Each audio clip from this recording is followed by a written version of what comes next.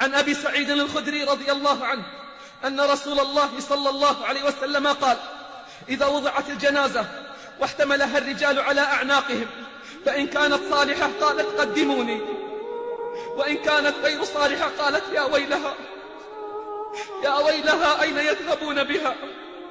يسمع صوتها كل شيء إلا الإنسان، ولو سمعه لصعق. اسمع ما لأرواح المؤمنين المطيعين من البشارات عند الموت.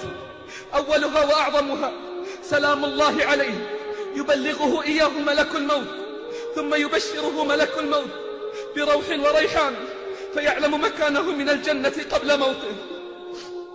ثم تتتابع البشارات، فيرى ملائكة الرحمة بوجوههم الطيبة، وتخرج روحه بسهولة، ويشهد خروج الروح ملأ من الملائكة معهم كفن من أكفان الجنة وحنوط من حنوط الجنة، ثم تفرح منه أطيب الروائح، وتناديه الملائكة بأحب الأسماء، ثم يشيعه ملائكة السماء إلى السماء حتى تصل الروح إلى السماء السابعة، ثم تبكي عليه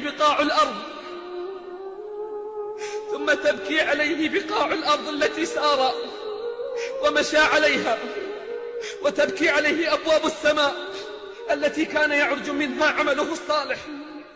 ثم أعظم الكرامات يوم أن تصل روحه إلى السماء السابعة، ينادي الرحمن: أن صدق عبدي فاكتبوا كتابه في عليين وأعيدوه إلى الأرض، فإني منها خلقتهم وفيها أعيدهم ومنها أخرجهم تارة أخرى. أما أرواح العصاة والكافرين فحسرات وندامات حيل بينهم وبين ما يشتهون، فتتتابع الحسرات والمخازي والندامات. أولها طلب الرجوع فلا يستجاب لهم، حتى إذا جاء أحدهم الموت قال: رب ارجعون. ثم إذا عاين ملك الموت وملائكة العذاب يوم يرون الملائكة لا بشرى يومئذ للمجرمين، ويقولون حجرا محجورا. ثم يبدأ القرع والتوبيخ، فكيف إذا توفتهم الملائكة يضربون وجوههم وأدبارهم؟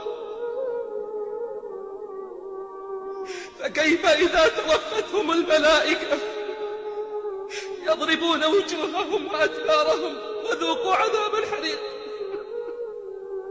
ذلك بما قدمت أيديكم وأن الله ليس بظلام للعبيد. ثم يقال له: يا أيتها النفس الخبيثة كانت في الجسد الخبيث، اخرجي ذميمة وأبشري بحميم وغساق وآخر من شكله أزواج، تنزع روحه حتى تتقطع العروق والأعصاب،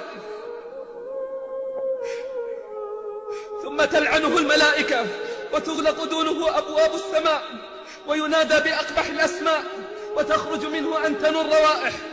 ثم ينادى أن كذب، فاكتبوا كتابه في سجين في الأرض السفلى. ويا له من سجن وحبس ضيق مع حزب الشيطان، فأي خسارة أعظم من هذه الخسارة؟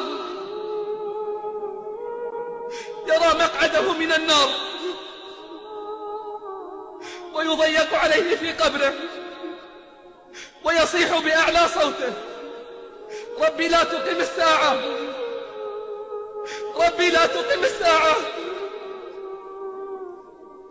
إني أبدأك من حديثي والحديث له شجون، فأردت موضع مرقدي يوما ففارقني السكون، القبر أول ليلة بالله قل لي ما يكون.